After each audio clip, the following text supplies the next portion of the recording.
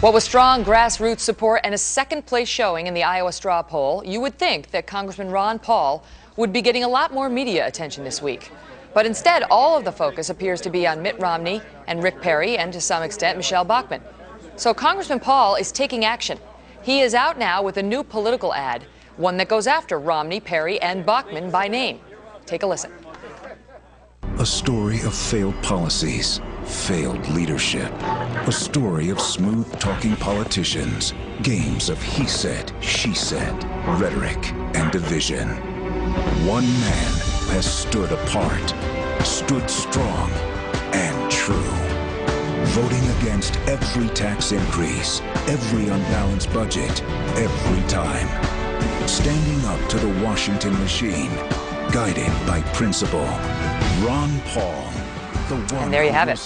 My guest now, Congressman Ron Paul. Congressman, thank you so much for being here. Let me start with this because it's starting to make some more and more headlines. Not your campaign and your candidacy, but the fact that the media is ignoring you. Are they? Sure.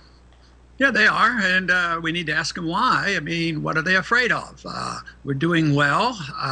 We're certainly in the top tier. We showed we did well in Iowa, and we have a good organization. We can raise money.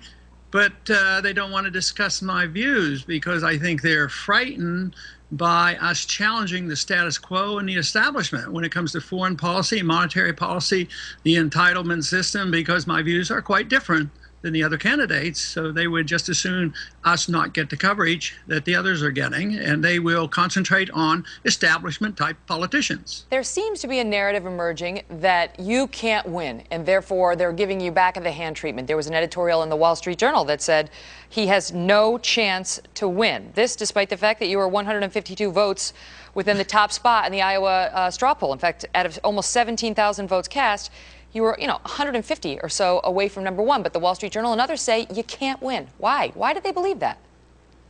Well, they want to believe it, and they want to promote an idea. They don't want to promote information, because there have been a couple of polls where I either came in first or second when you matched my name up against Obama, because my views really compete. And this would be a reason the Democrats don't want me to win either, because I can compete against Obama, because his base is very unhappy with his expansion of the war and his lack of interest in protecting civil liberties. And therefore, they don't want to hear from me either.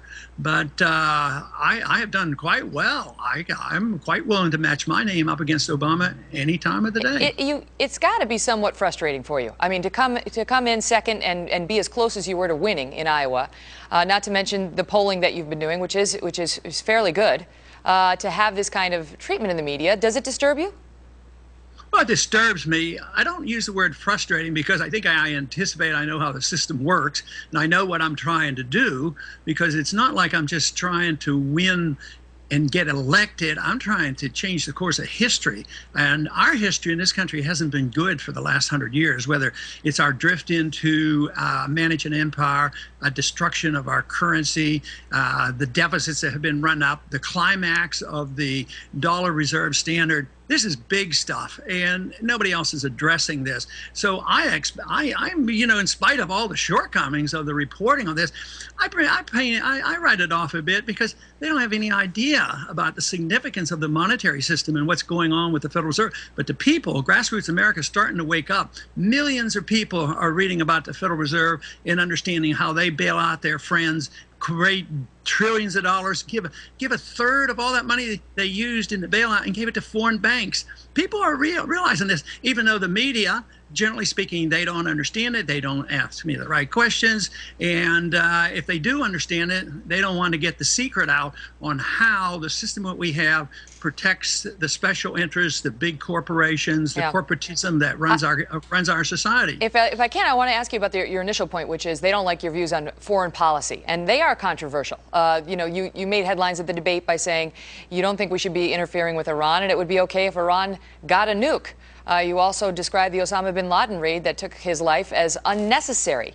That has critics saying Ron Paul is outside the mainstream. Well, I'm virtually running on George Bush's foreign policy of the year 2000. He was very critical of Clinton, the intervention, the nation building. He said, we don't need to be in nation building. We don't need to be intervening. We don't need to be the policeman of the world. That's George Bush. I'm just running on his foreign policy. So why is it so strange now? You know why? Because I'm serious about it. I'm just not pandering to the people. The peace candidate is always a very strong candidate. Obama was the peace candidate in the last go-around because he was going to start bringing our troops home and ending those wars. And here we're in more wars than ever. But even he had some tough talk when it came to Iran, which is considered, you know, a state sponsor of terror and has reportedly been helping kill our troops in 2 battlefields. And, you know, there's a question, if you're going to let them get a nuke, who's next? I mean, would you let Al-Qaeda get a nuke? You got to draw the line somewhere. Yeah, our foreign policy has led to the death of 1 million Iraqis. You can't ignore that. As far as Iran getting a nuke, no, I don't want them to have a nuke. I don't want anybody to have nukes. But I understand it. And I understand that Ronald Reagan could talk to the Soviet Union and Nixon talked to the Chinese, and they had murdered millions of their own people. But we didn't say the solution was to invade those countries and take their nukes away from them. Iran doesn't even have a nuke. And our CIA says they're not even on the verge of having a nuke. They don't have enough gasoline to provide for the people and to have all that oil.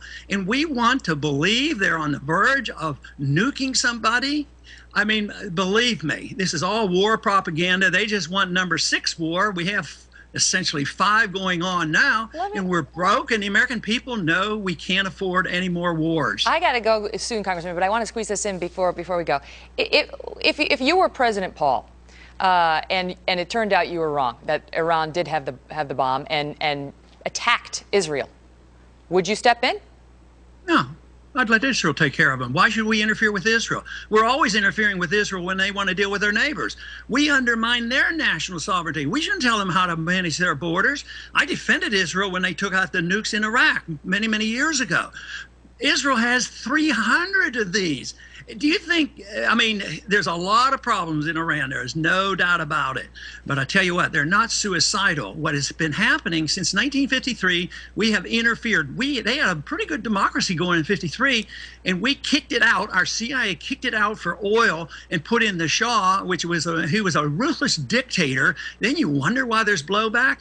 Now, history's on my side of this argument, and the founders were right. Non-interventions, friends and trade with people, more prosperity and peace. Congressman Ron Paul, come back anytime, sir. Thanks so much for being here. Thanks for having me. All the best.